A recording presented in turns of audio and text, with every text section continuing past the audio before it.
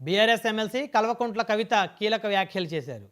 బీసీలకు 42% రిజర్వేషన్లు కల్పించకుండా ఎన్నికలకు వెళ్తే గ్రామ గ్రామాన వందలాది మందితో నామినేషన్లు వేయిస్తామని హెచ్చరించారు. ఢిల్లీకి వెళ్లే ముఖ్యమంత్రుల్లో రేవంత్ రెడ్డికి గిన్నీస్ రికార్డు ఖాయమన్నారు. ఢిల్లీకి వెళ్లినా ప్రధాని మోదీతో రేవంత్ రెడ్డి బీసీ బిల్లుపై చర్చించలేదన్నారు. బీసీ బిల్లు కోసం జూలై 17న పెద్ద ఎత్తున రైలు రోకో కార్యక్రమానికి పిలుపునిచ్చామని వెల్లడించారు.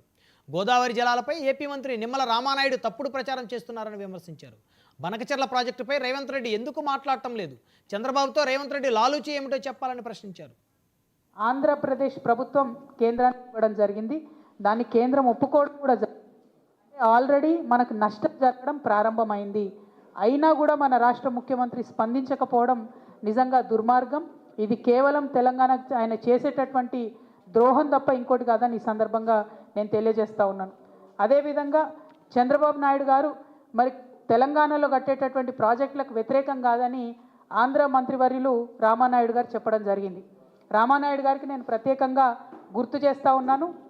మేము తెలంగాణలో పాలమూరు రంగారెడ్డి కట్టుకున్నప్పుడు, కాళేశ్వరం ప్రాజెక్టు కట్టుకున్నప్పుడు మీరు పుంకానుపుంకలుగా ఆనాడు చంద్రబాబు నాయుడు గారు అధికారంలో ఉన్నప్పుడు కేంద్ర ప్రభుత్వానికి లేఖలు రాసిన విషయం రామానాయుడు గారు గుర్తుపెట్టుకోవాలి. మీరు సీనియర్ సభ్యులు, ఇదివరకు కూడా ఎమ్మెల్యేగా ఉన్నటువంటి వారు, మీరు దయచేసి ఆ ఉత్తరాలన్నీ కూడా చూసుకోండి. చంద్రబాబు నాయుడు గారు సుప్రీంకోర్టులో కూడా మాకు వ్యతిరేకంగా కేసు వేసిండ్రు. కొత్త ప్రాజెక్టులు కట్టుకుంటే, కొత్త ప్రాజెక్టులు కాదు, పాత చిన్న ప్రాజెక్టులు కల్వకుర్తి, భీమా, నెట్టెంపాడు